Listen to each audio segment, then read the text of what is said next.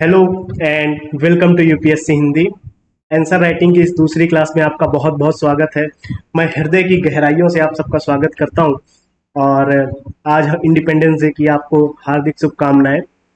और ये मैं क्लास आज के दिन रिकॉर्ड कर रहा हूं सो दैट आज का ये जो क्वेश्चन है इस पे हम डिस्कस करने से पहले कुछ इंपॉर्टेंट टॉपिक्स पे डिस्कस करेंगे। कुछ इंपॉर्टेंट बात करना चाहते हैं आपसे कि इस आंसर राइटिंग की क्लास को हम किस तरीके से लेके चल रहे हैं और आपको इनमें क्या करना है कि ये जो आंसर राइटिंग की क्लासेस हम कर रहे हैं, यानी पिछली क्लास में भी हमने देखा और उसकी पिछली ओरिएंटेशन क्लास में भी हमने कुछ जानने का प्रयास किया क्या कि हम एक अप्रोच लेके चलेंगे।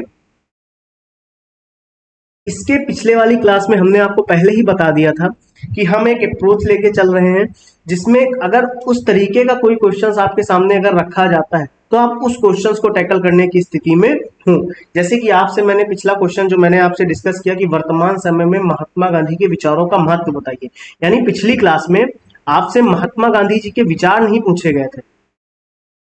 पिछली क्लास में आपसे महात्मा गांधी जी के विचार न पूछ के महात्मा गांधी जी के विचारों का प्रेजेंट कॉन्टेक्स्ट में क्या लिंक था, प्रेजेंट कॉन्टेक्स्ट से उसको पूछ लिया कि वर्तमान समय में उसकी प्रासंगिकता क्या है और उनके विचारों की वर्तमान समय में क्या महत्व है। तो आपको याद होगा कि मैंने पिछली क्लास में आपको एक फ्रेमवर्क दिया था। फ्रेमवर्क इन द सेंस आपको एक अप्रोच सिखाई थी कि अगर एक कोई पर्सन है उसके थॉट पूछे, यानी उसके विचारों के बारे में बात की जाए, ठीक है, या फिर उसके विचारों की तुलना की जाए या फिर उसके विचारों का महत्व पूछा जाए वर्तमान समय में लिंक करके।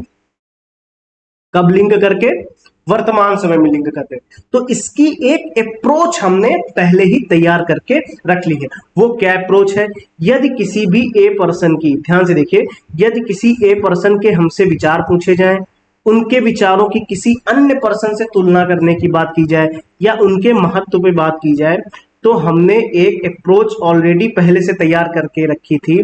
वो अप्रोच क्या थी, मैं आपको थोड़ा सा ओवरव्यू देना चाह रहा हूं। यानी कोई ए पर्सन है, उस ए पर्सन की उस ए पर्सन के थॉट्स अगर आपसे पूछे गए, तो जैसे महात्मा गांधी जी के बारे में बात की गई थी, तो हमने महात्मा गांधी जी के विचारों को किस प्रकार से सोचा। हमने सोचा कि वो इंडिविजुअल के बारे में क्या सोचते थे, यानी उनका व्यक्ति के बारे में क्या विचारधारा रही होगी। हमने सोचा उनकी सोसाइटी के बारे में क्या विचारधारा रही होगी, समाज को लेके उनकी क्या राय रही होगी। क्लियर है? समझ आ रहा है कुछ आपको? हमने एक और चीज देखी, हमने सोचा कि वो गवर्नमेंट को लेके क्या कैसा विचार रखते थे। हमने सोचा अच्छा वो एक्टिविस्ट को लेके यानी कार्यकर्ता को लेके उनके मन में क्या विचार रहे होंगे, उन्होंने क्या राय दी होगी, क्या विचार उनके रहे होंगे।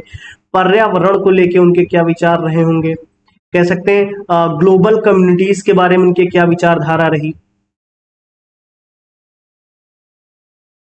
यानी कि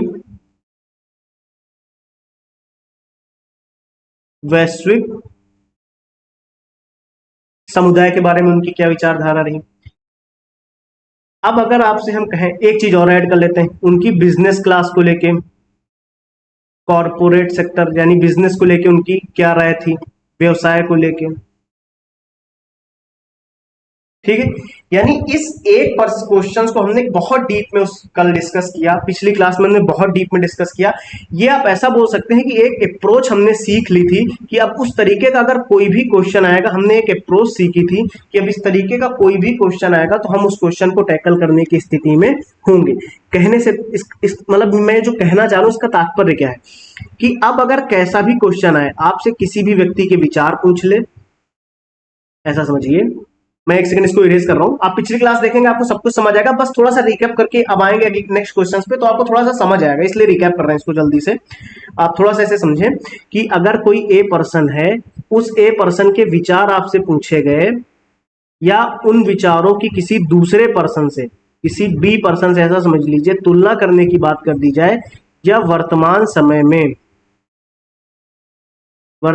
समय में उन विचारों का महत्व पूछा जाए, यानी ऐसा बोलने कि उसको प्रेजेंट से लिंक करने की बात कर रहा है, बहुत नॉर्मल शब्दों में कहें इसको तो प्रेजेंट से लिंक करने की अगर बात करें क्वेश्चंस में, तो हम इन क्वेश्चंस को कैसे करेंगे हमने पिछली क्लास में देखा। फिर वो कैसा भी क्वेश्चन है, महात्मा गांधी जी के बारे में हो, रविन्द्रनाथ टैगोर जी के बारे में हो, या स्वामी विवेकानंद जी के बारे में हो, गुरु नानक जी के बारे में हो, और हमने कुछ क्वेश्चंस देखे भी थे।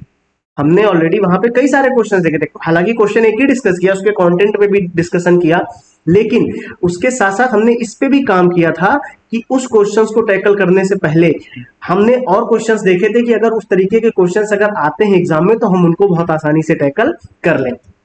अब आज का जो ये क्वेश्चन है कुछ वैसा ही है, लेकिन इसकी अप्रोच थोड़ा सा डिफरेंट हो जाएगी, थोड़ा सा डिफरेंट हो जाएगी। पहले इस क्वेश्चन को समझते हैं, क्वेश्चन का कह क्या रहा है।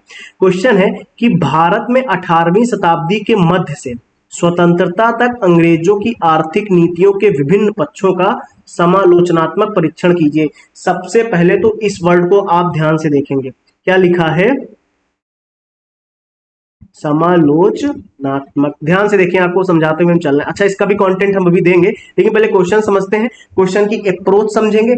इस तरीके का कोई भी क्वेश्चन आएगा, 8 10 15 20 क्वेश्चन, कैसा भी क्वेश्चन इस तरीके का अगर बनेगा तो उसकी एक अप्रोच हम फॉलो करेंगे, अपने नोट्स में ऐड कर लेंगे, उसको कंटिन्यूसली रिवाइज करेंगे। और ऐसा क्वेश्चन अगर एग्जाम में आता है जहां पे किसी भी गवर्नमेंट की, प्रेजेंट टाइम के गवर्नमेंट की या पिछली गवर्नमेंट की, ब्रिटिश गवर्नमेंट की या मुगल काल की या एंशियंट काल की इकोनॉमिक्स की नीतियों की बात की जाएगी, तो उसको किस अप्रोच से हम लेके चलेंगे। ध्यान से, ये मॉडर्न इंडिया का क्वेश्चन है, ध्यान से देखिए आप, जो मैं आपको बता रहा हूं ये क्वेश्चन है मॉडर्न इंडिया का, ठीक है।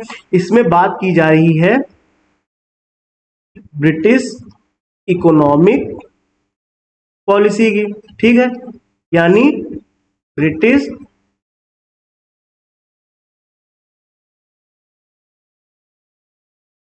आर्थिक नीति की, ठीक है। लेकिन अगर हम कहें कि प्राचीन भारत में, चलो प्राचीन भारत से किसी, प्राचीन भारत में उस समय की आर्थिक नीति का अगर उल्लेख किया जाए, कैसी रही होगी, क्या रहा होगा। अगर मध्यकालीन भारत में आर्थिक नीति का उल्लेख आपसे कर लिया जाए, आप समझने का प्रयास कीजिए, मैं आपको जो समझाने का प्रयास कर रहा हूं। अगर आपसे प्रेजेंट में या वर्तमान समय में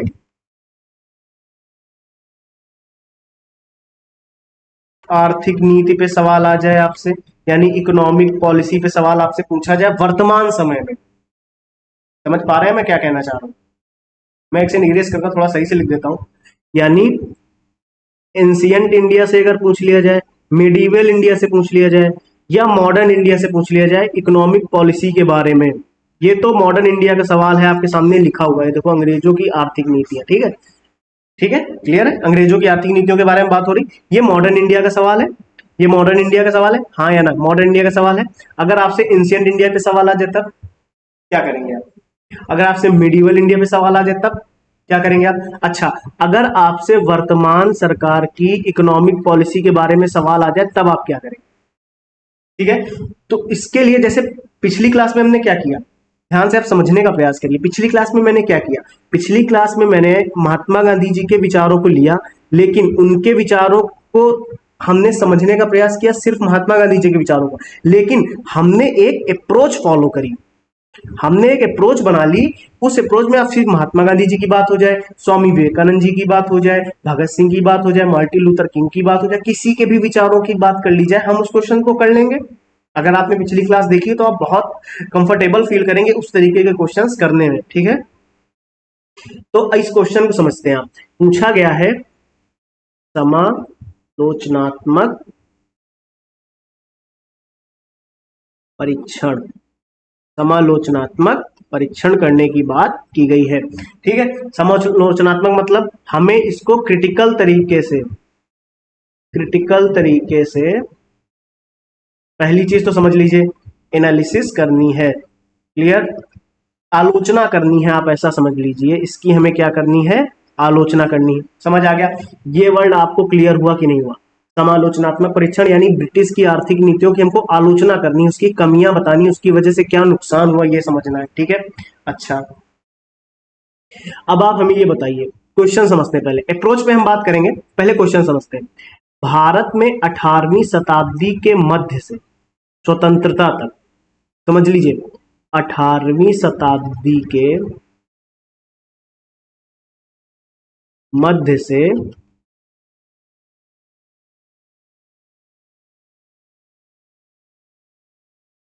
स्वतंत्रता तक की बात कर रहा है। 18वीं शताब्दी के मध्य से स्वतंत्रता तक की बात कर रहा है।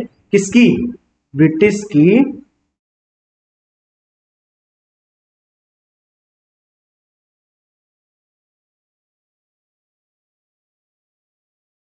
आर्थिक नीतियों की। अब ब्रिटिश की आर्थिक नीतियों के विभिन्न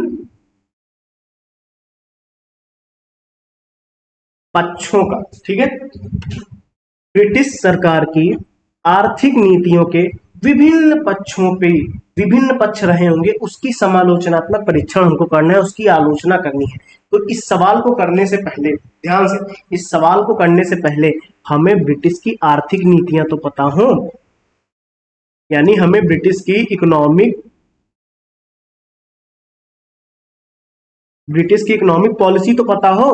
अब ब्रिटिश की अगर इकोनॉमिक पॉलिसी हमको पता होगी तो उसके क्या प्रोस थे, यानी उसके क्या पॉजिटिव इंपैक्ट थे,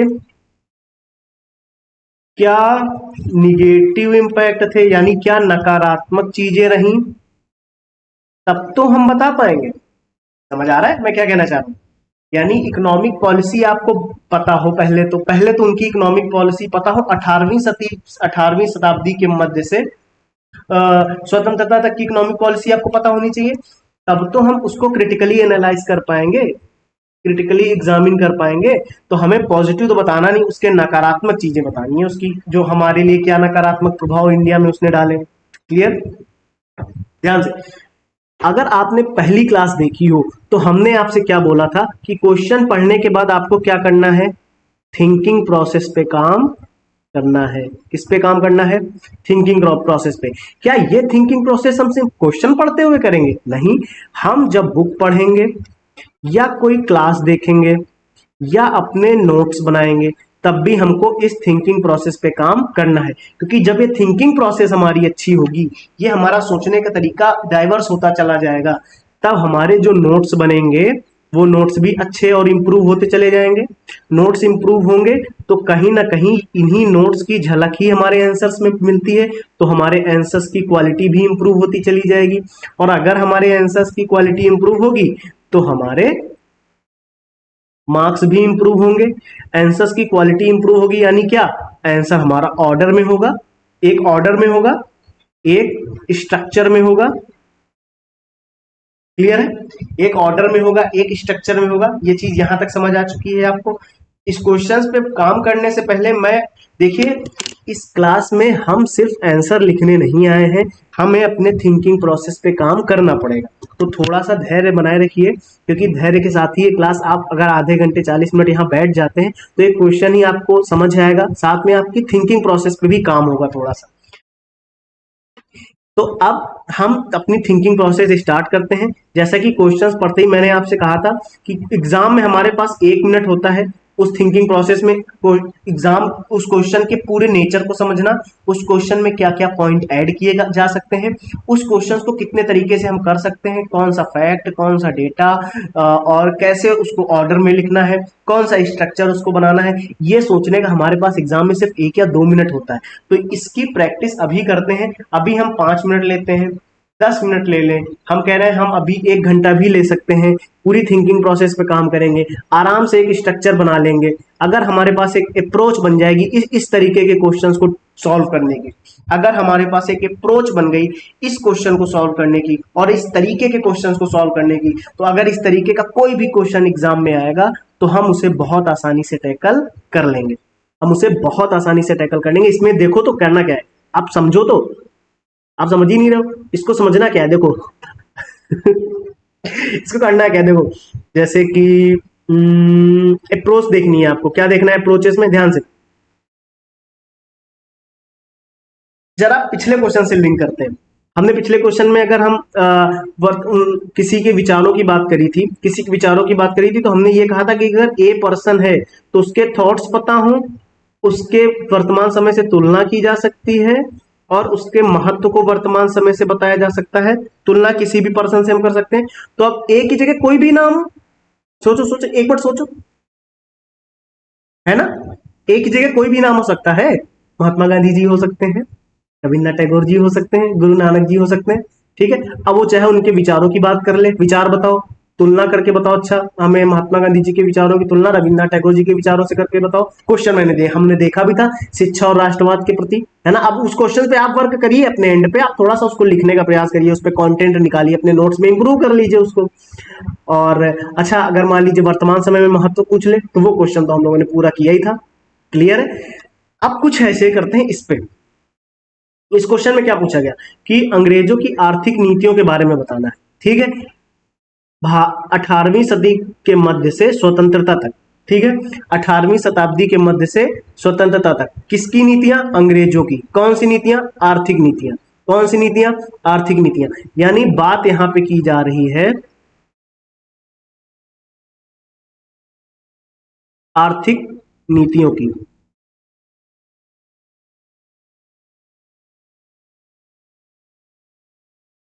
इकोनॉमिक पॉलिसीज पे बात की जा रही है। ठीक है, क्या ये इकोनॉमिक पॉलिसी सिर्फ और सिर्फ ब्रिटिश टाइम पे थी? ये इकोनॉमिक्स पॉलिसी प्रेजेंट में भी तो है। ये कुछ इकोनॉमिक पॉलिसी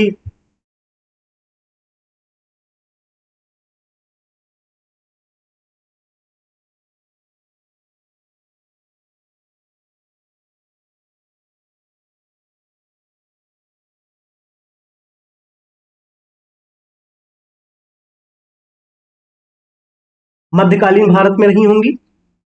क्या कुछ इकोनॉमिक पॉलिसी, ध्यान से साथ में पढ़ते चलिए आप, क्या कुछ इकोनॉमिक पॉलिसी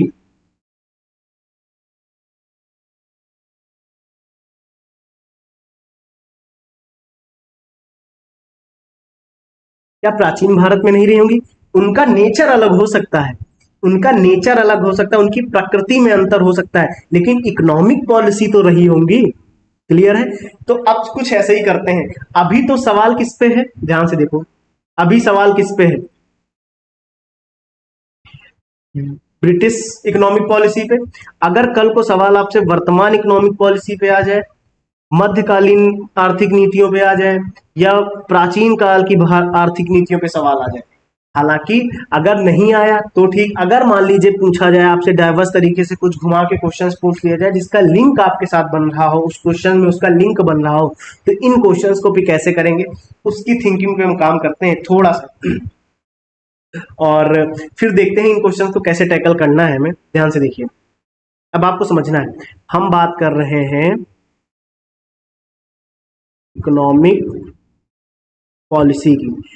किसके पर्सपेक्टिव में? ध्यान से देखो, किसके पर्सपेक्टिव में हम इकोनॉमिक पॉलिसी की बात कर रहे हैं? GS1 के पर्सपेक्टिव में, क्योंकि ब्रिटिश गवर्नमेंट की बात हो रही तो हम ये GS1 का क्वेश्चन है, ये हमारा आधुनिक भारत का क्वेश्चन है या नहीं? अच्छा, इसके कंटेंट पे हम अभी आपको दिखा देंगे, सारा कंटेंट आपको इस क्वेश्चन का दे देंगे, इंपॉर्टेंट डेटा भी दे देंगे, लेकिन पहले समझ लेते हैं। ठीक है, आधुनिक भारत के इतिहास पे क्वेश्चन है। ठीक है, तो हम क्या ऐसा बोल रहे हैं कि इकोनॉमिक पॉलिसी हम पहले देखते हैं GS1 के पर्सपेक्टिव में। ठीक है, अब आप बताइए, क्या हम इकोनॉमिक पॉलिसी में ट्रेड के बारे में बात कर सकते हैं, व्यापार नीतियों के बारे में बात कर सकते हैं कि नहीं कर सकते? बताइए। क्या हम ब्रिटिश गवर्नमेंट, अब हमें सोचना है, अब एक बार थिंकिंग पे हम काम कर रहे हैं, थिंकिंग पे काम कर रहे हैं, सोच रहे हैं यार ब्रिटिश, यार ऐसा है कि ब्रिटिश गवर्नमेंट जो थी यहाँ पे राज कर रही थी, उसने भारत को अपनी कॉलोनी बनाया था। बहुत कम, अगर हमने मॉडर्न इंडिया बहुत कम पढ़ी, अगर बहुत डीप में पढ़ी तो आपको चीजें तो तुरंत क्लिक हो जाएंगी। हालांकि आप अगर उत्तर लेखन की क्लास में है, आंसर राइटिंग की क्लास में, तो हम उम्मीद करते हैं आपने एक सफिशिएंट नॉलेज है आपके पास, काफी कुछ पढ़ रखा होगा आपने, लेकिन फिर भी हम बहुत बेसिक से लेके चल रहे हैं, इस वजह से थोड़ा थिंकिंग प्रोसेस पे काम करते हुए चलेंगे।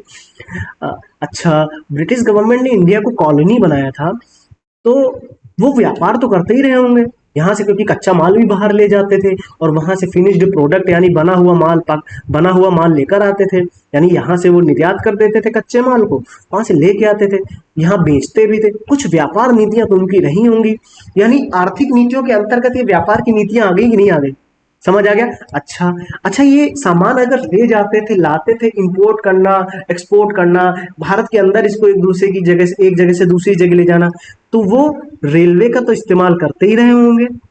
क्या हम ऐसे सोच नहीं सकते, सिर्फ सोच रहे हैं? तो क्या हम रेलवे की नीतियों के बारे में बात नहीं कर सकते इकोनॉमिक पॉलिसी के अंतर्गत? अच्छा, ये औद्योगिकरण कर रहे थे, तो क्या हम इंडस्ट्रियलाइजेशन यानी औद्योगिकीकरण पे बात नहीं कर सकते? हाँ सर, कर तो सकते हैं, क्योंकि रेलवे पे बात कर रहे थे हम, वो व्यापार भी कर रहे थे, औद्योगिकरण तो कर ही रहे थे, इंडिया में नहीं करके बाहर कर रहे थे इंडस्ट्रियलाइजेशन, यहाँ से तो कच्चा माल ले जा रहे थे। अच्छा सर, वो यहाँ पे टैक्स वैक्स भी लेते थे और वो जमीन उमीन का भी उनका कुछ रहता था, तो क्या लैंड रेवेन्यू पे हम बात नहीं कर सकते? बिल्कुल कर सकते हैं।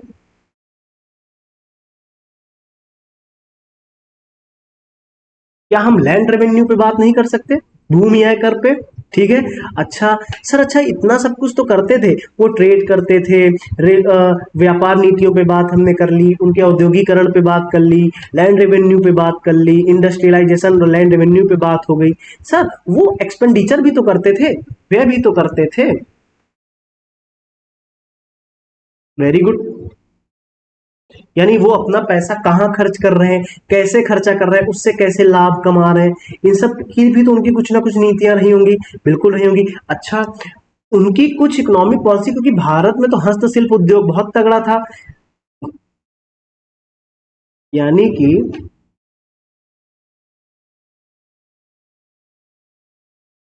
ऐसा बोल सकते हैं हस्तशिल्प उद्योग के बारे में उनकी कुछ नीतियां रही होंगी, जो एग्रीकल्चर के बारे में उनकी कुछ नीतियां रही होंगी, कृषि को लेकर उनकी कुछ नीतियां रही होंगी। तो ये एक थिंकिंग प्रोसेस पे हमने काम किया और 4 5 6 पॉइंट्स यहाँ पे निकाले। बताइए, ये चीज आपको जीएस 1 के पर्सपेक्टिव में कुछ समझ आ रही? अच्छा, इसको अगर हम जीएस 3 के पर्सपेक्टिव में एक बार देखने का प्रयास करें, देखिए ध्यान से। अगर यही प्रेजेंट टाइम में, अगर यही इकोनॉमिक पॉलिसी प्रेजेंट टाइम में आपसे पूछ ली जाती, जैसे अभी तो ब्रिटिश गवर्नमेंट की इकोनॉमिक पॉलिसी की समालोचनात्मक परीक्षण करने के लिए आपसे कहा गया, अगर वर्तमान समय की आर्थिक नीतियों के समालोचनात्मक परीक्षण करने के लिए आपसे कह दिया गया, तो आप तुरंत 1 2 मिनट के अंदर एक पहले अप्रोच तो तैयार करें कि आप अपने आंसर्स में मुख्य भाग में लिखेंगे क्या। पहले तो आप सोचे तो आप अपने मुख्य भाग में लिखने क्या वाले हैं, तो उस पर काम करते हैं। ठीक है, जैसे मान लीजिए इकोनॉमिक पॉलिसी पे बात की जाए और जीएस 3 के पर्सपेक्टिव में आपसे बात की जाए, तब भी क्या आप ट्रेड के बारे में नहीं बता सकते? आजकल की व्यापार की नीतियों के बारे में अगर आपने पढ़ा होगा, तो आप क्या उनके बारे में नहीं लिख सकते? सोचना ही तो है सिर्फ आप व्यापार की नीतियों के बारे में। क्या आप रेलवे के बारे में नहीं लिख सकते? अब अगर रेलवे से मतलब क्या, क्या हम ट्रांसपोर्ट के बारे में नहीं लिख सकते? ट्रांसपोर्ट की नीतियां क्या है? हम अगर इंडस्ट्रियलाइजेशन की बात करते हैं, तो इसको आज के प्रेजेंट कॉन्टेक्स्ट की नीतियों से रिलेट करके नहीं लिख सकते? अच्छा, अगर लैंड रेवेन्यू की बात आ रही, तो उसको भी तो आज के कॉन्टेक्स्ट में हम लिंक कर सकते हैं। कैसे? अपने टैक्स सिस्टम से कर सकते हैं, नहीं कर सकते? अरे सर, आपने तो अभी एक्सपेंडिचर बोला था, आपने एक्सपेंडिचर बोला, ये देखिए, अभी हमने एक्सपेंडिचर पे बात करी, अगर हमने व्यय पे बात करी, तो हम इसको आज के फाइनेंस पॉलिसी से नहीं लिंक कर सकते? बताइए। हम व्यापार से लिंक कर रहे हैं, हम अपनी व्यापार की नीतियों से, रेलवे में ट्रांसपोर्ट की नीतियों से, उसके बाद इंडस्ट्रियलाइजेशन औद्योगिकरण की नीतियों में, जीएस 3 के कॉन्टेक्स्ट में। देखिए, हमने यहाँ पे इन नीतियों को सिर्फ ब्रिटिश के कॉन्टेक्स्ट में बात करना है, हमको किसके कॉन्टेक्स्ट में बात करना है, क्योंकि क्वेश्चन कौन सा है, क्वेश्चन क्या है, ब्रिटिश की आर्थिक नीतियों के बारे में। ठीक है, क्वेश्चन क्या है, ब्रिटिश की आर्थिक नीतियों के बारे में। समझ आ रहा है? क्वेश्चन ब्रिटिश की आर्थिक नीतियों के बारे में, किसकी? अंग्रेजों की।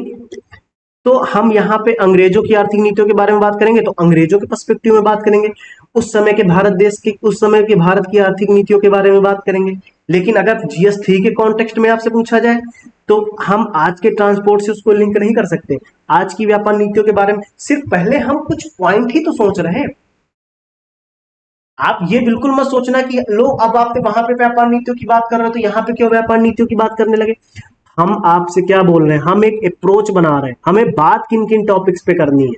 हमें अगर आर्थिक नीतियों की बात आएगी तो आप इन टॉपिक्स पे बात करेंगे, बस क्लियर।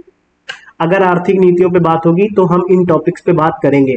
अगर किसी के मन में और कोई पॉइंट्स आ रहा है तो अपने नोट्स में ऐड कर लीजिए, कहीं और से आपको एक्स्ट्रा पॉइंट्स मिल जाए आप ऐड कर लीजिए, वो आपका इनरिच होता चला जाएगा, आपका इंप्रूवमेंट होता जाएगा आपके नोट्स में। लेकिन बेसिक बेसिक हम इन टॉपिक्स पे बात करेंगे। हम व्यापार की नीतियों पे बात करेंगे, हम रेलवे पे बात करेंगे, हम इंडस्ट्रियलाइजेशन पे बात करेंगे, हम उसके साथ साथ लैंड रेवेन्यू पे बात करेंगे, हम एक्सपेंडिचर व्यय पे बात कर रहे हैं। क्या आजकल की अगर हमने हस्तशिल्प की बात करी, एक सेकंड, हमने हस्तशिल्प उद्योग की बात करी किसके, ब्रिटिश टाइम में। तो आजकल के एमएसएमई से, आजकल जो एमएसएमई चल रहा है उससे लिंक करके हम नहीं बता सकते, बताइए। आजकल के एमएसएमई से उसको हम लिंक नहीं कर सकते। यानी हमने इस क्वेश्चन को टैकल करने की एक नीति देख ली, ध्यान से अब आप समझ लीजिए। अब इस क्वेश्चन में कुछ रह नहीं गया। अब अगर आपके पास कंटेंट है, अगर आपने स्पेक्ट्रम पढ़ी है और ब्रिटिश की ट्रेड नीतियों के बारे में आपको पता है तो आप लिख सकते हैं। ब्रिटिश की रेलवे की नीतियां क्या थी अगर आपको पता है तो आप लिख सकते हैं। आपको औद्योगिकरण के बारे में पता है तो आप लिख लेंगे। आपको ब्रिटिश टाइम के लैंड रेवेन्यू सिस्टम के बारे में आपको पता है तो आप लिख लेंगे। आपको उस समय के व्यय उन्होंने कैसे कैसे व्यय किया था उसके बारे में आपको पता है, स्पेक्ट्रम पढ़ी या कोई भी बुक पढ़ी, अगर मॉडर्न इंडिया पढ़ी तो आप इसका आंसर कर ले जाएंगे, नहीं पढ़ी तो आप पढ़ेंगे तब आप इसका आंसर कर ले जाएंगे। उस समय के हस्तशिल्प उद्योग ब्रिटिश ने कैसे नष्ट कर दिए, भारत के जो ग्रामीण उद्योग थे उनको कैसे नष्ट किया, कैसे वो डाउनफॉल में चले गए, गिरते चले गए। आप पढ़ेंगे तो अब आप समझ जाएंगे। मैं 1 मिनट का टाइम आपको दे रहा हूं, आप चाहे तो वीडियो पॉज कर लें या फिर आप वीडियो पॉज करके नोट कर लें, या फिर आप लास्ट में काम जरूर करिएगा। मैं कंटिन्यूसली क्लास कर रहा हूं, ध्यान से। मैं अब आपको जो समझाने वाला हूँ, फोकस क्या करना है आपको, ध्यान से देखिए। ब्रिटिश की, ध्यान से देखना, ब्रिटिश की इकोनॉमिक पॉलिसी अगर हमने पढ़ी है तो ठीक। अब इकोनॉमिक पॉलिसी में अगर हमने उनकी ट्रेड की पॉलिसी पढ़ी है, अगर हमने उनकी ट्रेड की पॉलिसी पढ़ रखी है ऑलरेडी, क्या मैं बोल रहा हूं, अगर पढ़ रखी है तो हम इसका उत्तर कर लेंगे। क्लियर। अगर हमने रेलवे पे पॉलिसी पढ़ रखी तो हम इसका उत्तर करने की स्थिति में है।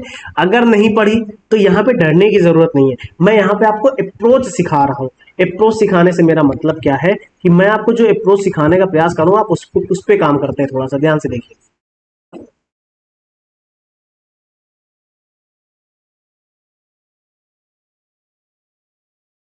ठीक है। अब क्या अप्रोच है कि हमने ये अप्रोच बना ली कि अब किसी भी इकोनॉमिक पॉलिसी की बात होगी, सिर्फ ब्रिटिश की नहीं, सिर्फ ब्रिटिश की ही नहीं, अगर वो अब बात करें प्रेजेंट टाइम में या मेडिवियल टाइम में यानी मध्यकालीन भारत में या प्राचीन भारत में आर्थिक नीतियों की अगर बात करेगा तो हम इस अप्रोच को फॉलो कर लेंगे। हम सबसे पहले अपने दिमाग में खाका बना लेंगे, एक कहते हैं ब्लूप्रिंट बना लेंगे। उस ब्लूप्रिंट पे काम क्या होगा, उस ब्लूप्रिंट का काम ये होगा कि जैसे इकोनॉमिक पॉलिसी हम देखेंगे, जैसे इकोनॉमिक पॉलिसी देखेंगे ये पॉइंट हमारे मन में आ जाएंगे कि हमें इन चीजों पे बात करनी है। क्लियर है, इन चीजों पे बात करनी है। इसके एक और तरीका, इसका एक और फायदा आपको हो रहा है कि अब अगर आपने अभी तक कोई टॉपिक नहीं पढ़ा था तो अब आप जब आप पढ़ेंगे तो आप अपने नोट्स को इसी स्ट्रक्चर में बनाएंगे कि इकोनॉमिक पॉलिसी पे अगर बात की जाएगी, अगर इकोनॉमिक आर्थिक नीतियों पे अगर बात की जाएगी तो हम इन छह टॉपिक्स पे सबसे पहले लिखने का प्रयास करेंगे, अपने नोट्स में कंटेंट बनाने का प्रयास करेंगे। क्लियर होगी बात। यानी क्या हम ये अप्रोच सीखने की स्थिति में आ गए हैं, क्या हम ये अप्रोच सीख गए हैं? अगर हाँ तो हम इसको ध्यान से, अगर हाँ तो हम इसके कंटेंट पे अब चलते हैं और तेजी से इस कंटेंट को देख के इस क्वेश्चन को समझते हैं। लेकिन अगर अभी नहीं तो आप इस क्लास को एक बार फिर से देखिए। अगर कोई क्वेश्चन है आपके माइंड में तो कमेंट में जरूर कर दीजिएगा। जैसे कि उसी इकोनॉमिक पॉलिसी को अगर GS3 के कॉन्टेक्स्ट में पूछा तब भी हम पॉइंट से ही मेरे मन में आएंगे, बस उन पॉइंट्स के अंदर का कॉन्टेंट चेंज हो जाएगा। समझ आया? उन पॉइंट्स के अंदर का कंटेंट क्या हो जाएगा, थोड़ा सा कंटेंट में डिफरेंस आ जाएगा। चलिए अब हम थोड़े से उत्तर को इंडिच करने का प्रयास करते हैं। हालांकि अब आप कहेंगे कि आपने कुछ पॉइंट्स मैंने यहाँ पे पहले से लिख रखे हैं, क्योंकि बार बार लिखेंगे तो क्लास बहुत ज़्यादा लंबी हो जाएगी। इस वजह से मेन मेन पॉइंट्स मैंने पहले ही ऐड करके रखे हैं। ये जैसे हमें ट्रेड पॉलिसी पे बात करनी है, ठीक है, ट्रेड पॉलिसी के बाद हमें रेलवे पे बात करनी है, फिर हमें इंडस्ट्रियलाइजेशन पे बात करनी है, फिर उसके बाद हमें लैंड रेवेन्यू पे बात करनी है, फिर हमें उसके बाद एक्सपेंडिचर यानी व्यय पे बात करना है, फिर उसके बाद हस्तशिल्प उद्योग यानी अर्बन हैंडीक्राफ्ट पे बात करनी है। लेकिन सिर्फ और सिर्फ उस इकोनॉमिक पॉलिसी पे बात नहीं करनी, उसका हमें समालोचनात्मक यानी उसको क्रिटिकल तरीके से एग्जामिन भी करना है, उसकी आलोचना भी करनी है, उसकी कमियां भी बतानी है कि उसकी वजह से इंडिया में, भारत में किन सेक्टर्स में डाउनफॉल देखने को मिला, क्या क्या विनाश हुआ, कौन सी कमियां थी जिसकी वजह से ये चीजें हमें देखने को मिली। ठीक है, तो हम नेक्स्ट पॉइंट्स पे चलते हैं अपने और देखने का प्रयास करते हैं कि हम इस कंटेंट में क्या क्या ऐड कर सकते हैं। ध्यान से देखो, जब भी हम व्यापार नीति के बारे में बात करेंगे, क्या आपने लंकाशायर लॉबी के बारे में पढ़ा है? लंकाशायर लॉबी का इन्फ्लुएंस क्या था? ध्यान से समझते हैं, आपके सामने कंटेंट भी है, अब आपका फोकस केवल यहाँ पे होना चाहिए। Lancashire lobby east India company को फोर्स करती थी। क्या करती थी? ईस्ट इंडिया कंपनी को फोर्स करती थी कि वो सामान यहाँ लंकाशायर लॉबी से ही खरीदे, और जब सामान लंकाशायर लॉबी से ही खरीदी जाएगी, और कहती थी कि उसको इंडिया में बेचो, लेकिन कैसे? लॉस में, कम दामों में इंडिया में बेचो। लंकाशायर लॉबी क्या कह रहा है कि उसने फोर्स किया किसको? ईस्ट इंडिया कंपनी को। उसको ईस्ट इंडिया कंपनी को फोर्स किया, कहा सामान जितनी है वो लॉस हमसे खरीदो और लॉस में इंडिया में बेचो, कम दामों में बेचो। इससे क्या हुआ? इंडिया में जो स्मॉल प्रोड्यूसर्स थे, स्मॉल प्रोड्यूसर यानी जो छोटे उद्योगपति लोग थे, जो छोटी छोटी सामानें अपना घर पे बना के, या छोटे छोटे उद्योग थे, वो इससे कॉम्पीट ही नहीं कर पाए लंकाशायर लॉबी से, ईस्ट इंडिया कंपनी से कॉम्पीट ही नहीं कर पाए। क्यों नहीं कर पाए? क्योंकि एक तो उनकी सामान अच्छी होने की वजह से सस्ते दामों में मिल रही थी, तो कैसे कम्पीट कर पाते? यानी क्या हम ऐसा बोल सकते हैं, अब क्रिटिकली इस चीज को एनालाइज करना हो अगर, यानी ये ट्रेड पॉलिसी जो ब्रिटिश की ट्रेड पॉलिसी थी, ये जो ब्रिटिश की इकोनॉमिक पॉलिसी में ये जो ट्रेड पॉलिसी, व्यापार की जो उनकी नीति थी, ट्रेड नीति यानी व्यापार नीति जो उनकी थी, उसका पहले तो हमने लंकाशायर लॉबी के बारे में बताया एक लाइन में, फिर उसके बाद क्या हम उसको क्रिटिकली एनालाइज करके अगली लाइन में लिख सकते हैं, उससे छोटे उद्योगों का ह्रास हुआ। छोटे उद्योग डाउनफॉल में क्या नहीं लिख सकते? समझ आया? अच्छा, कारखानों का तो विकास हुआ, व्यापारिक चुंगियां बनाई गई, नए नए कारखाने लगना शुरू हुए, ट्रेडिंग पोस्ट बनना शुरू हो गई। जो कस्बे थे वो वाणिज्यिक गतिविधियों के केंद्र बनते चले गए, जो कस्बे थे वो वाणिज्यिक गतिविधियों के केंद्र तो बनते चले गए, लेकिन छोटे उद्योगों का तो ह्रास होना शुरू हो गया। एक चीज अगर आपने पढ़ी हो, मर्केंटाइलिज्म यानी मर्केंटाइलिज्म नीति अगर आपने पढ़ी हो, इस नीति को मैं आपको समझाता हूं ध्यान से।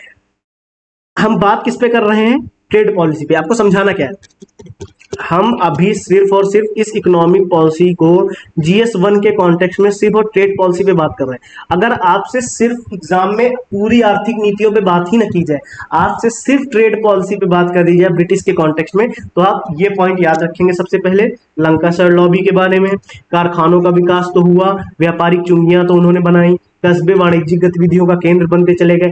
मर्केंटाइलिज्म पॉलिसी पे बात करेंगे, यानी अगर हम सिर्फ ट्रेड पॉलिसी पे बात कर रहे हैं, तो हम सबसे पहले लंकाशायर लॉबी के बारे में बात कर सकते हैं, कारखानों का विकास हुआ इसके बारे में बता सकते हैं, कस्बे जो थे वाणिज्यिक गतिविधियों का केंद्र बनते चले गए। अब हम एक नई पॉलिसी पे बात करते हैं, वो थी उनकी मर्केंटाइलिज्म पॉलिसी, मर्केंटाइलिज्म नीति। वो क्या थी? मर्केंटाइलिज्म वर्ड जो है, सबसे पहले आप ये समझिए, ये वर्ड मर्चेंट से बना है और इसका मतलब होता है हम फिनिश्ड प्रोडक्ट इंपोर्ट नहीं करेंगे। समझिए यार, समझ आ रहा है? हम मर्केंटाइलिज्म मतलब मर्चेंट से बना शब्द है, और इसका मतलब होता है कि जो फिनिश्ड प्रोडक्ट है, यानी बना हुआ पका हुआ माल, तैयार जो है पका हुआ माल जो है, कच्चा माल नहीं, पका हुआ बना हुआ प्रोडक्ट जो है, उसको हम आयात नहीं करेंगे। ये होती है मर्केंटाइलिज्म पॉलिसी। तो ब्रिटिशर्स की मर्केंटाइलिज्म पॉलिसी क्या थी, उस पर थोड़ा सा देखते हैं, ध्यान से देखिएगा, फोकस, पूरा फोकस, क्योंकि हम सिर्फ अभी ट्रेड पॉलिसी पे बात कर रहे हैं। ठीक है, अभी उसका क्रिटिकल इवोल्यूशन हम आपको दिखाएंगे, ये देखिए उसके क्रिटिकल इवोल्यूशन पे हम बात करेंगे, लेकिन पहले हम मर्केंटाइलिज्म पॉलिसी देखते हैं ध्यान से। जैसे कोई मदर कंट्री है, ठीक है, और एक कॉलोनी है उपनिवेश ए और एक कॉलोनी है बी। ठीक, मदर कंट्री हम ब्रिटिश है जैसे, ठीक, ठीक है, ध्यान से देखिए, वो कॉलोनी ए यानी इंडिया से, जैसे एक इंडिया है वहां से कच्चा माल वो भेजते थे बाहर, कच्चा माल बाहर भेजते थे, और पका हुआ माल वहां से फिनिश प्रोडक्ट इंडिया में लेके बेचते थे सस्ते दामों में। तो ध्यान से क्या लिखा हुआ, import raw material at low price, यानी कच्चे माल को कम दामों में वो इंपोर्ट कर देते थे, निर्यात कर देते थे, कहां पे, अपनी ब्रिटिश में, कहां से, कॉलोनी ए से, ठीक है, और वहां से फिनिश्ड प्रोडक्ट यानी पका हुआ माल, बना हुआ माल वहां से कॉलोनी में बेचते थे। क्लियर, लेकिन कैसे, हाई प्राइस पे। सेम ऐसे ही अगर कोई उनकी दूसरी कॉलोनी है, दूसरा कोई उपनिवेश देश है, तो वहां से भी यही निर्यात करते थे कच्चे माल को कम दामों में और आयात करते थे बने हुए माल को महंगे दामों में, ठीक है। लेकिन कॉलोनी ए और कॉलोनी बी के बीच के ट्रेड को वो आपस में क्या रखते थे, बैन, रिस्ट्रिक्शन लगा देते थे उस पर।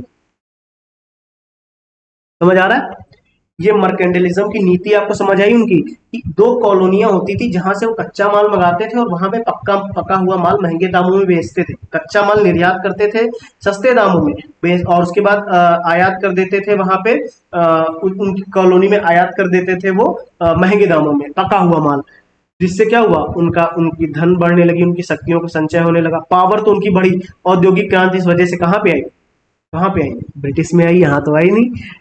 तो ये मर्केंटलिज्म की नीति हमको समझ आ गई। अभी हमने ट्रेड पॉलिसी पे बात करी है, ट्रेड पॉलिसी में हमने लंका साइड लॉ भी देख लिया, उसके बाद मर्केंटलिज्म पॉलिसी देख ली। अच्छा, एक पॉइंट आप बताइए, उनके जो व्यापारिक संबंध थे भारतीय राजाओं के साथ, वो भी बहुत जटिल थे, बहुत कॉम्प्लेक्स टाइप के थे, क्योंकि जैसे कंपनी सामान खरीदे, ठीक है, ठीक है, भारतीय वस्तुएं, समझ आ रहा है, कंपनी कंपनी क्या करती थी, भारतीय वस्तुएं खरीदती थी कच्चे माल पे, जैसे उन्होंने कच्चा माल खरीदा और पक्का माल बाहर से बनवा के मंगा लेते थे। लेकिन इस तरीके से वो करते क्या थे, इंडियन टैक्स जो लेते थे, भारत में जो राजस्व का यूज करते थे, उससे वो स्थानीय अर्थव्यवस्था से धन को व्यवस्थित रूप से निकाल रहे थे।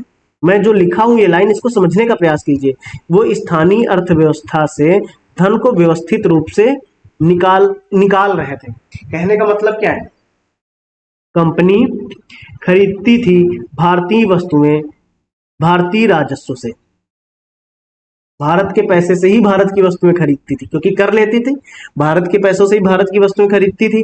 तो इसका क्रिटिकल इवैल्यूएशन अगर हम करें तो कैसे कर सकते हैं, व्यापार नीति का, सिर्फ ट्रेड पॉलिसी पे अगर बात करें, तो जो ग्रामीण उद्योग थे, हथकरघा उद्योग यानी हस्तशिल्प की जो हम बात कर रहे थे, वो पूरी तरीके से नष्ट हो गए। क्यों, क्योंकि जब बाहर से बना हुआ माल सस्ते दामों में यहाँ पे बिकेगा, तो यहाँ के लोग महंगे दामों में बनने वाला यहाँ का माल क्यों खरीदेंगे, सस्ते माल को खरीद लेंगे। इससे भारतीय अर्थव्यवस्था का विनाश हुआ। क्लियर है, ये क्रिटिकल इवोल्यूशन है। इसकी वजह से उनकी ट्रेड नीतियां क्या थी, ये Lanka side lobby, mercantilism policy, उसके बाद भारतीय शासकों के साथ जटिल व्यापारिक संबंध, वाणिज्यिक गतिविधियों के केंद्र बन जाना, कस्बे वाणिज्यिक गतिविधियों का केंद्र बन गया, कारखानों का विकास हो गया, व्यापारिक चुंगियां बना दी गई। इसकी वजह से क्या हुआ, भारतीय हथकरघा उद्योग नष्ट हो गए, भारतीय अर्थव्यवस्था का विनाश हो गया, बेरोजगारी बढ़ गई और व्यापार संतुलन में बदलाव आ गया। क्लियर हो गया। अगले पॉइंट पे चलते हैं, रेलवे पे बात करते हैं, ध्यान से देखिए। अगला हमारा पॉइंट क्या था, देखिए क्या हमारा अगला पॉइंट रेलवे था। अब हम बात करते हैं रेलवे पे, इकोनॉमिक पॉलिसी पे बात करें, GS1 के कॉन्टेक्स्ट में हमारा अगला पॉइंट रेलवे था, उस पर बात करते हैं। ध्यान से देखिए रेलवे पे क्या बात करनी, देखो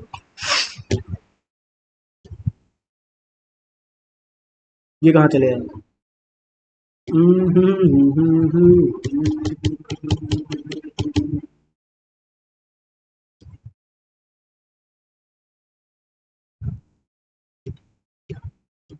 ये रहा, रेलवे पे बात करते हैं। जो ब्रिटिश कैपिटलिस्ट थे, ब्रिटिश पूंजीपति थे,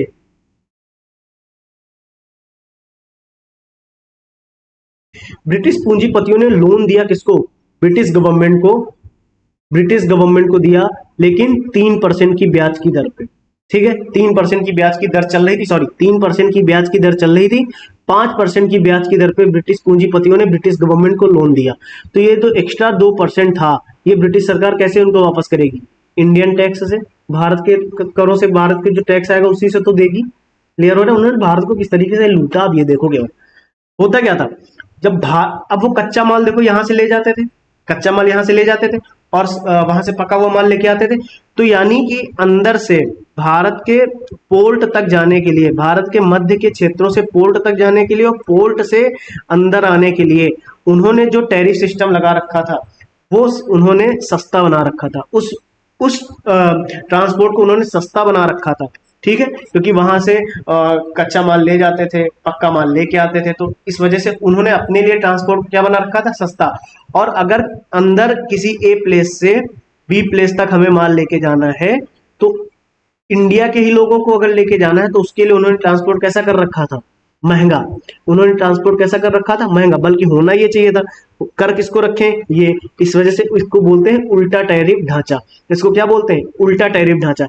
इसकी वजह से हुआ क्या, विदेशी माल तो बिकना शुरू हो गया, विदेशी माल तो बिका क्योंकि वो सस्ते में आ रहा है और यहाँ का ट्रांसपोर्ट भी उनके लिए सस्ता है, इससे विदेशी माल तो बिक गया। इसका समालोचनात्मक परीक्षण अगर हम करें तो हम देखते हैं कि इसका विदेशी माल तो खूब बिका, लेकिन स्वदेशी माल की बिक्री नहीं हो रही, क्योंकि जब ये यहाँ से यहाँ तक ले जाने के लिए ट्रांसपोर्ट महंगा हो गया तो जो प्राइस है वो भी महंगा हो जाएगा, प्राइस भी महंगा हो जाएगा। तो इसको हम क्रिटिकली एनालाइज अगर करें तो रेलवे की वजह से उन्होंने ट्रांसपोर्ट महंगा कर दिया, ट्रांसपोर्ट महंगा किया, अपने लिए सस्ता किया, हम लोगों के लिए क्या कर दिया, महंगा। इसकी वजह से विदेशी माल तो बिका लेकिन स्वदेशी माल क्या हो गया, कम हो गया। क्लियर। औद्योगिकरण की बात करते, क्योंकि ये हमारा अगला पॉइंट था, ये हमारा औद्योगिकरण पे बात करें, ध्यान से देखिए, क्योंकि ये हमें मेन तो अप्रोच सीखनी थी। अब अगर आपके पास कुछ एक्स्ट्रा कंटेंट मिलता चला जा रहा है तो आप उसे नोट करते जाइए। मैं आपको कंटेंट इसलिए बता रहा हूं कि हम ये पॉइंट्स ऐड कर सकते हैं, ठीक है। मैंने अभी लिखे, क्योंकि अभी अगर मैं सामने आपके लिखता तो शायद टाइम ज्यादा लगता, इस वजह से मैंने पहले इसको लिख लिया है, हैंड रिटन अभी आपके सामने मैंने पहले ही थोड़ा सा लिख लिया था। अब जैसे बात करते हैं इस पे, इंडस्ट्रियलाइजेशन पे, क्योंकि औद्योगिकरण पे कैसे करते थे, कच्चा माल देखो निर्यात कर देते थे यहाँ से और फिनिश्ड प्रोडक्ट भारत में आयात करते थे। लोप साइडेड इंडस्ट्रियलाइजेशन को बोलते हैं। कैसे, इसकी वजह से धीमा और दर्दनाक विकास हुआ भारत का। इंडस्ट्रीज भारत में लगी, भारत में इंडस्ट्रीज तो लगी, लेकिन वो इस तरीके की, वो भारतीयों के लिए नहीं बल्कि ब्रिटिशर्स के लिए थी, ब्रिटिश के लिए थी। भारत की, उससे भारत की आर्थिक आवश्यकताएं पूर्ण ही नहीं हो रही। समझिए, भारत की आर्थिक आवश्यकताओं को तो पूर्ण करना नहीं था, क्योंकि यहां से तो कच्चा माल वो लिए जा रहे थे, उनका उद्देश्य तो यहाँ से कच्चा माल लेके जाना था। इससे ग्रामीण उद्योग विस्थापित हो गए, उनकी भरपाई तो हो नहीं सकती थी। क्लियर है। और अत्यधिक क्षेत्रीय और अत्यधिक औद्योगिक विकास जो हुआ कुछ केंद्रों तक सीमित रहा। जो क्षेत्रीय औद्योगिक विकास था वो कुछ ही केंद्रों तक रहा, सभी पूरे इंडिया में तो हर जगह उन्होंने स्थापित किए नहीं, पूरे इंडिया में तो उन्होंने स्थापित किया नहीं। यानी कि इंडस्ट्रीज में हम एक पॉइंट ये देख पा रहे हैं कि कच्चा माल ले जाने के लिए और फिनिश्ड प्रोडक्ट लाने के लिए उन्होंने जो नीतियां अपनाई, जो तरीका उन्होंने अपनाया, इंडस्ट्रीज लगाई कच्चा माल ले जाने के लिए और पक्का माल लाने के लिए, और जो इंडस्ट्रीज लगाई वो अपने फायदे के लिए लगाई। इससे भारत का विकास तो हुआ, लेकिन कैसा, धीमा और दर्दनाक। भारत की आर्थिक आवश्यकताएं क्या पूर्ण हुई, नहीं हुई। ग्रामीण उद्योग क्या होते चले गए, विस्थापित होते चले गए, क्या उनकी भरपाई हुई, नहीं। क्यों, जैसे आप यहाँ पे देखिए, यहाँ पे क्या हुआ, हैंडलूम सेक्टर यानी हथकरघा उद्योग पूरी तरीके से क्या हो गया, नष्ट हो गया। तो अब अगर हम इसको क्रिटिकली इवेल्युएट करें, समालोचनात्मक परीक्षण इसका करें, तो क्या हम ऐसा बोल सकते हैं कि जो ब्रिटिश पूंजीपति थे उनकी समृद्धि में वृद्धि होती चली गई, लेकिन भारत में तो उसका ह्रास होता चला गया। ब्रिटिश गवर्नमेंट, जो ब्रिटिश सरकार थी, उसने पूंजीपतियों से ब्याज की दरों पे पैसा लिया था, तो अब वो उनके दबाव में आके उनसे रिलेटेड पॉलिसीज बनाने लगी। अब ब्रिटिश पूंजीपति बोल रहे हैं भैया पॉलिसी ऐसी बनाओ, क्योंकि हमने लोन दिया है, आप दे नहीं पा रहे हो, आप दे भी रहे हो तो आप ऐसी लोन बनाओ, ऐसी पॉलिसीज होनी चाहिए। तो ब्रिटिश पूंजीपतियों के पक्ष में नीतियां बनने लगी। एक ये इवैल्यूएशन हम कर सकते हैं। तकनीकी शिक्षा का अभाव था, तकनीकी श्रमिक नहीं मिल रहे थे, तो मजदूर बढ़ते चले गए, क्योंकि तकनीकी शिक्षा तो बढ़ा नहीं रहे थे। अच्छा, अगर हम भूमि आय की नीति बात करें, लैंड रेवेन्यू पे बात करें, ये देखिए, एक सेकंड, ये रहा। अगर हम लैंड रेवेन्यू, इसके बाद हम एक्सपेंडिचर पे बात करेंगे और हस्तशिल्प उद्योग पे बात करेंगे, ठीक है। अगर हम लैंड रेवेन्यू की बात करें तो उन्होंने क्या किया था, संपत्ति के अधिकार को कानूनी रूप से न्यायोचित अधिकार बना दिया, ठीक है। कृषि का व्यवसायीकरण किया, ये आपने पढ़ा होगा। अब आपको इस पॉइंट्स पे थोड़ा सा जोर देना है। मैं आपको यहाँ पे कंटेंट प्रोवाइड करने की बात कर रहा हूँ, तो मैं आपको मेन पॉइंट्स, की पॉइंट्स आपको बता रहा हूँ इस वक्त, क्योंकि ये की पॉइंट्स अगर मैं इन पे बहुत डीप में डिस्कशन करने लगा ना, इन पॉइंट्स पे हमारा मेन फोकस क्या था, मेरा मेन फोकस क्या था, हमारा मेन फोकस था, हम अप्रोच सीख ले, हमने अप्रोच सीखी, अप्रोच सीखी, अब हम कंटेंट पे काम कर रहे हैं, लेकिन हम हर एक कंटेंट के पॉइंट पे बहुत डीप में नहीं जा सकते। ट्रेड पॉलिसी में थोड़ा डीप में गए, क्योंकि डायरेक्ट अगर ट्रेड पॉलिसी पे सवाल आ जाए तो आप कर लेंगे। अगर डायरेक्ट, अब अगर आपसे डायरेक्ट उसकी इंडस्ट्रियलाइजेशन पे सवाल आता है तो आप लिखने की स्थिति में होंगे। तो मैं आपको जो समझाना चाह रहा हूँ, लैंड रेवेन्यू की बात होगी तो ये इन पॉइंट्स को आपको देखना है। अगर आपने अपने नोट्स में नहीं ऐड कर रखा तो इन पॉइंट्स को आप अपने नोट्स में ऐड कर लें, याद करने के लिए, समझने के लिए। कृषि का व्यवसायीकरण हो सकता है, उन्होंने किया। अच्छा, उन्होंने एक टैक्सेशन सिस्टम लाया था जिसको महलवाड़ी, रैयतवाड़ी और स्थायी समझौता यानी परमानेंट सेटलमेंट। इन पॉइंट्स को आप जरूर अपने नोट्स में ऐड करेंगे। सॉरी, इन पॉइंट्स को आप अपने नोट्स में जरूर ऐड करेंगे और इसके बारे में आप जरूर पढ़ेंगे। क्लियर? इसकी वजह से हुआ क्या, जमीन पर ऊंची ब्याज दरों पे कर्ज लेना शुरू हो गया, आधुनिकीकरण की उपेक्षा हुई। क्लियर है? एग्रीकल्चर, शिक्षा और सिंचाई का क्या था, अभाव था। जब आप इसको पढ़ेंगे ना, महलवाड़ी सिस्टम, रैयतवाड़ी सिस्टम, स्थायी समझौता, और जब आप कृषि के व्यवसायीकरण के बारे में अपने नोट्स में देखेंगे जो आपने पढ़ा होगा, तो आप वहां पे इसको एनालाइज करके जब आप पढ़ेंगे तो आप देखेंगे कि एग्रीकल्चर में, शिक्षा में और सिंचाई का अभाव था। क्लियर है? बहुत कमियां थी एग्रीकल्चर में भी, क्योंकि तकनीकी शिक्षा थी नहीं, सिंचाई का भी अभाव होता था। उन्होंने टेक्नोलॉजी का यूज कभी भारत के विकास के लिए उन्होंने किया ही नहीं। उन्होंने कभी इंडिया को प्रोग्रेस दिखाने के लिए उन्होंने ऐसा यूज किया नहीं, वो सिर्फ और सिर्फ अपने फायदे के लिए चीजों का यूज करते रहे। वे पे अगर बात करें तो ध्यान से इसको समझना, इंडियन से वो क्या लेते थे, टैक्स, अपनी आर्मी को सैलरी देते थे, अपने सिविल सर्वेंट को वो क्या देते थे, सैलरी। ठीक है? अच्छा, सिविल सेवा थी, रूल्स बनाएगी, ध्यान से, सिविल सेवा थी, रूल्स बनाएगी, रूल्स बनाएगी, और जो अधिकार उनको मिल रहे हैं, सिविल सिविल सैनिकों को जो अधिकार मिल रहे हैं, जो आर्मी को जो अधिकार मिल रहे हैं, कौन दे रहा, सिविल सर्वेंट दे रहे हैं। तो उन अधिकारों को यूज करना भी तो ये सिविल सर्वेंट रूल्स ही तो उन्हें अधिकार दे रहे हैं कि इस आर्मी का यूज करिए आप। समझिए, इंडियन से टैक्स लिया, आर्मी को सैलरी पे करी, सिविल सर्वेंट को सैलरी पे करी, उनसे रूल्स बनवाए कि हम आर्मी का यूज कर सकते हैं। और आर्मी का यूज क्यों, कि इन्हीं टैक्स पे करने वाले भारतीयों को दबाया जा सके।